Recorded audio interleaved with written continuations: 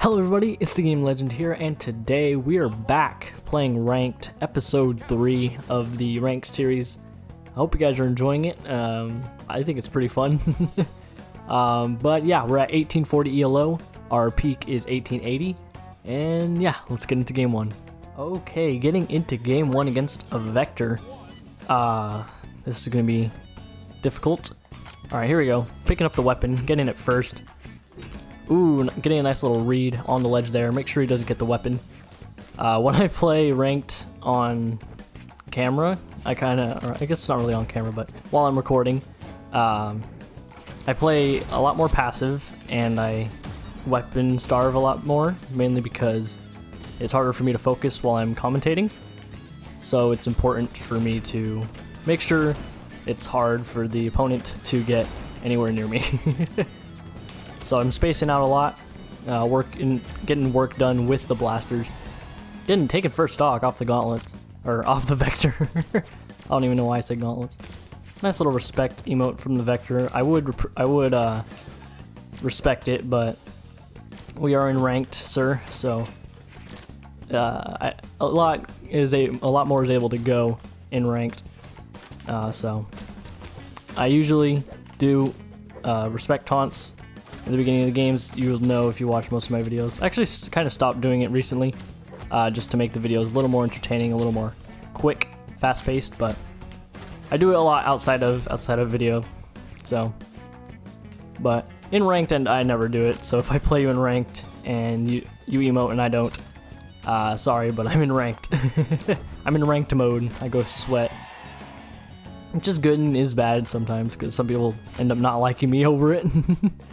And some people are completely fine with it. So, anyway. Picking up the hammer, getting a nice little Sare. Doesn't quite kill. Might get close, though. Ooh, picking up the weapon throw. The weapon throw does end up getting us the kill there. We're gonna try playing hammer. I do think my blasters are getting a lot better, and I think they're very good in Ranked. I think Ranked blasters are probably my best bet. But we have a decent lead now, so we'll give some love to the hammer. But anyway, oh, I did not know that move did that. Good to know. Good to know. Put that in the memory bank for later, because he seems to be using it a lot right now. So keep it in storage, and especially against any other Vector. Just good knowledge to know. But anyway, trying to get a nice little finisher here. And the first round as swiftly as possible, because if we let him mount a comeback, then we're in big trouble. So we're gonna try and play as smart as possible here. Push him into a bad spot so I can get a weapon easier. There we go. Because since he's low on health, he's more likely to kind of bend to like what I want, because he knows if I do a wake up haymaker, he is done. So there we go. But he still needs to recover, so we're able to bait out the recovery and get him. That was a weird ELO gap. That's kind of strange. But there we go. That's game 1. Getting to 1850 ELO. Nice little 12 ELO gain. And yeah, let's get into game 2. Okay, getting into game 2 against an Onyx. No more Lance, which will be nice, because Lance is definitely kind of a rough matchup. Not super tough, but it is a rough matchup for Cassidy. Onyx is actually able to get the first weapon here. Does have gauntlets, so we should be able to space out better than we did when we were playing the Vector. However, they do seem to be moving a lot faster than the Vector did, and a lot more precise, so I'm assuming this person is more near my ELO rating, which is kind of scary, but shouldn't be too bad. We're going to want to play as careful as possible here. He seems to get me in the air a lot, which is bad for me because I want to be on the ground as much as possible. Oh, I ran right into that. Definitely shouldn't have recovered there, or at least should have recovered a bit more away from stage. So I'm invincible, keeping his distance. Picking up hammer. Hammer might be more of a solid choice right now, just due to the close range grounded gameplay he's going for. So good to see we got a better weapon for the matchup. Here we go. Getting some nice damage. Hit him with the blaster Sare. Able to get the kill. I think we're going to try and switch over to hammer again, even though blasters probably is the better of the two damage build-up weapons, but should be fine. Try and go for something a little extra there, just to try and close the gap as much as possible. When you're behind, you have to try and throw out a bit more tactics that are a bit more risky, but have really high payoff. You got a nice little read there. Seems to be we're playing a bit too aggressive right now, so we're gonna pick up the blasters, fall back a little bit. It's difficult to hit or to fight against cannon, especially against blasters, which is a weapon that's super precise, because cannon's really fast. Ooh, mistake by the Onyx.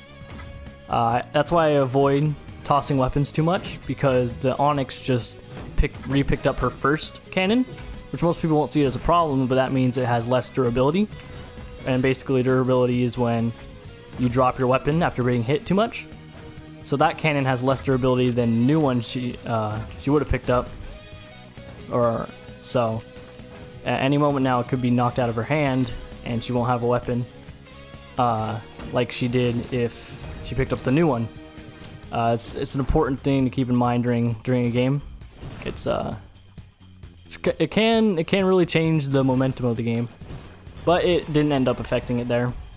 Hard matchup for us, kind of tough. It was a close match, ELO wise. But yeah, let's get into game 3. So far we're breaking even. Here we go, getting into game 3, last game of the video against a Kaya or a Pearl, whichever way you want to see it. Ooh, they get first weapon. They pick up the spear. Ooh, nice little nair to keep me off the weapon. Nice and smart. Weapon starving here with the bow. Doesn't quite go as well. Oh, maybe it does. Trying to keep me as far away from a weapon as possible. So we're going to get him off of us for a second here. With the unarmed, we pick up blasters. Nice little string from the Kaya. We're going to run right into that down air. Trying to avoid the side light as much as possible. We are playing against Bo. Bo has more range than blasters for some reason. I really don't know why, but we're gonna try and work with it. But anyway, sticking with the bow here is the Kaya, and we keep the blasters. We're getting some nice little weapon throw in close range. Feeling pretty good. Feeling pretty good. We get hit with a ground pound off stage. Get hit with a recovery, and we're moving. Oh, get hit with the gravity cancel end sig to end the first stock. Very strong end sig on Kaya. Kaya's sigs you gotta worry about. They're very fast, very versatile, very good as gravity cancels. They're very good to be used gravity canceled. So always watch out for that if you're playing a Kaya. But anyway, nice little raffia to end first stock. I think we're gonna stick with the hammer for now. I think it's working pretty well for us. Blasters seem to be a little bit more imprecise this round, so we're going to stick with hammer. But anyway, we don't even have the range advantage with blasters, so we're going to stick with hammer. So here we go. Going for some bow strings, trying to hit us into a spot where we can't do much, like on ledge here. Very important part of playing ranked is keeping people off stage. So like right there, I should not have side lighted there because that puts me off stage and at a disadvantage. But anyway, here we go. Seeing Pearl schmovin', going for a lot of unnecessary bow moves, which gets us the ability to count or to punish it, which is nice. Nice little end sig first to punish. Perfect opportunity to show off the dangers of using too many moves. Like sometimes you don't need a move. Like they threw out a nair and like multiple recoveries, so we were able to punish the actual move she was going for, and it's important. Nice use of the end light there, because end light is very fast, comes out very quick after a move. So she was using it to catch me after me trying to punish the end sig. But here we go. I'm assuming, yeah, I was gonna say she was gonna do a D-sig. Seems to like to do that off stage. And here we go. Nice little dare. picking them up, scooping them off the ledge. Now we got stage control. Stage control is super important in a match. Like right there, I lost stage control for a second because I jumped too high, and the Pearl was able to clean it up with a side sig. So always try and keep stage control, especially like if your opponent has no weapon and you have stage control, you can just starve. Just make sure they can't get that weapon. The difference between weapon camping and weapon starving: weapon starving means you don't let them get the weapon, you throw it every chance you can. Weapon camping is when you're sitting on a weapon doing attacks that like basically cover the whole thing to make it almost impossible for them to get a weapon. That's more popular in lower levels where people don't know how to dodge moves as well. And there we go. Tries to scoop me up with a tricky little spear combo, but we were able to get out of it. And there we go.